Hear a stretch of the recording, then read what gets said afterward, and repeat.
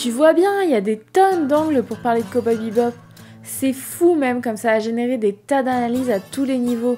Les thèmes, les personnages, l'univers, les références... Il y en a trop, justement. Pourquoi tu veux tant en parler? Je sais pas, ça me tient à cœur. Oh, c'est ça, fous-toi de moi. Hacker, hacker. J'ai jamais été spécialement à fond dans l'anime. Je fais partie des gamins qui avaient pas le droit de regarder le Club Dorothée par exemple. Mais j'ai découvert Cowboy Bebop et Samurai Champloo sur Canal+ les mercredis après-midi. Et ça m'a pas fait le même effet que la majorité de la production japanime. Non pas que ce soit pas bien la japanimation, hein, calmez-vous, mais là ça avait une saveur particulière qui ressemblait à rien d'autre tout en faisant appel à plein de trucs familiers.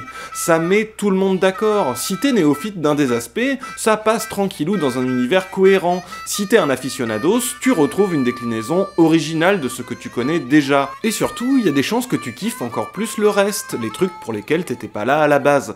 Par exemple, moi, la bagarre et les gunfights, ça m'agrippe direct. Par contre, j'ai jamais eu l'oreille pour le jazz ou le blues. Il n'empêche que la BO est une de mes préférées. Ça a complètement changé mon regard dessus. Moi, c'est l'inverse. Cette ambiance de polar, jazz, whisky et femme fatale, ça me parlait direct, vachement plus que d'autres aspects en fait. Et le hip-hop, c'est pas ma tasse de thé, mais c'est passé sans problème dans Samurai Champloo, alors que c'est dans l'ADN de la série. En gros, tu peux y rentrer par n'importe quelle porte et tout le monde se retrouve au même endroit. C'est un petit peu comme une soirée où tout le monde a été invité par des gens différents et où il y a une ambiance de ouf. C'est pas pour rien que tu le retrouves régulièrement dans les listes des meilleurs animés et même des séries d'animation tout court. Ça fait l'unanimité. Qu'est-ce qu'il y a encore? Elle en parlait si bien. Ah non, je t'ai déjà dit de passer à autre chose. Je me souviens quand Alice m'a expliqué ça. Je t'interdis d'avoir un flashback mélancolique. Elle s'y connaît en animation. Et merde, ça recommence.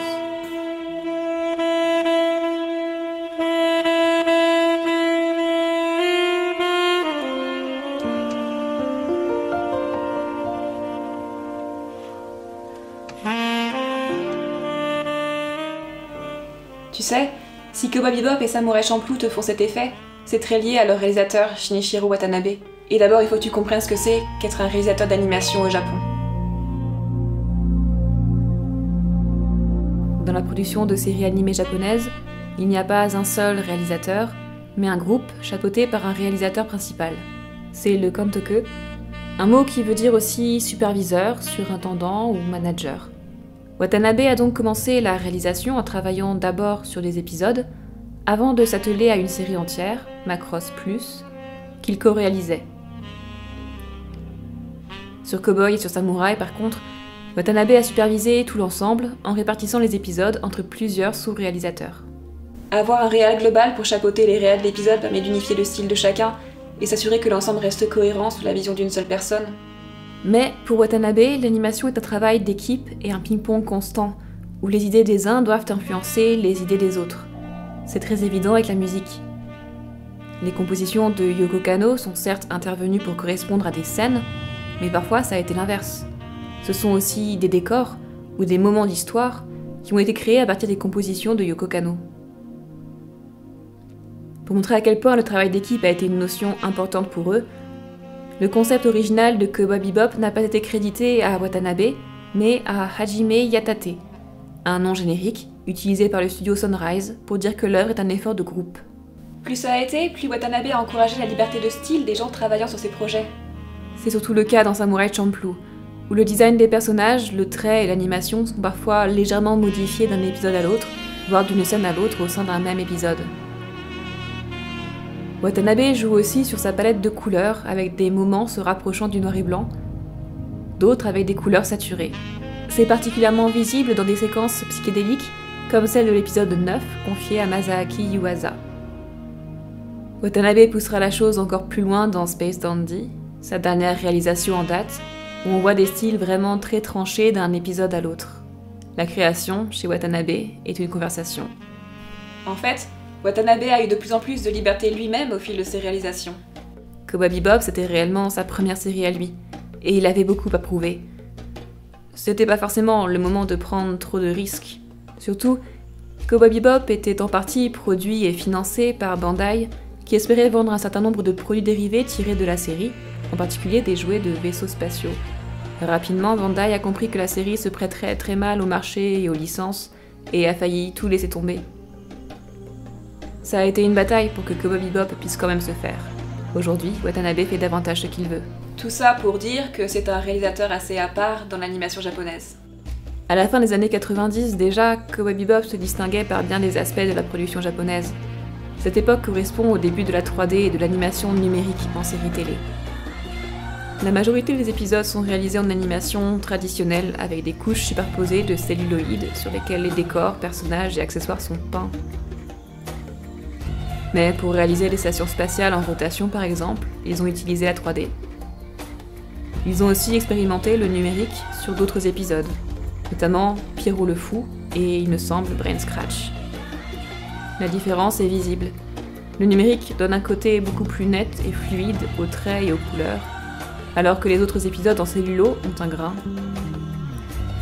Je pense que le choix de ces 2 épisodes pour tester le numérique n'est pas anodin, et n'est pas une histoire de sous ou pas que.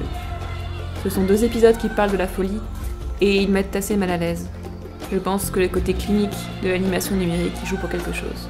Et puis, comparé au reste de la production japonaise, la série était tout simplement plus animée que la moyenne. Il y avait davantage de mouvements et de détails, davantage de dessins par seconde, là où la production japonaise travaille très bien avec une animation volontiers limitée. Et ça, mine de rien, ça a pu jouer dans son succès en Occident, où on est davantage habitué à l'animation US, en mouvement constant. Ça fait de Cowboy Bebop une série culturellement moins marquée japonaise, peut-être, que les autres. Après, bien sûr, il y a l'aspect multiculturel cher à Watanabe, qui est un des rares créateurs pour qui c'est naturel de présenter et référencer des œuvres, des langues, des environnements, des musiques et des personnages d'horizons et d'origines divers. C'est très important pour lui, surtout dans Samurai Champloo, où il craignait que le contexte de l'histoire ne donne lieu à des relents nationalistes et racistes. Aux États-Unis, Cowboy Bebop est diffusé depuis 2001 par Adult Swim, et encore aujourd'hui. C'est toujours un de ses plus grands succès, et on la considère comme une porte d'entrée au monde de l'animation japonaise. Aujourd'hui, Cowboy Bebop paraît visuellement daté, surtout à côté de Samurai Champloo. On voit que c'est une autre époque. Personnellement, je trouve que ça marche toujours aussi bien.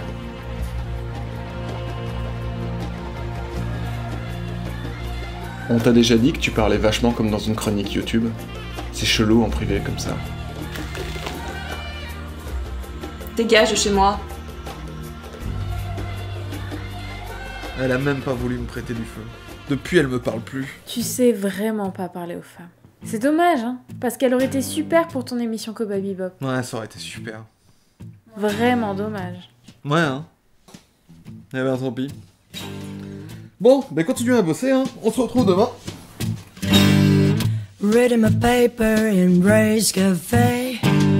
The old guy next to me is loud as day. Ramble and ramble while eating his pie. He dropped his wallet, now it's mine. Sorry, old man, but that's just the way that it is. T'es vraiment un branleur.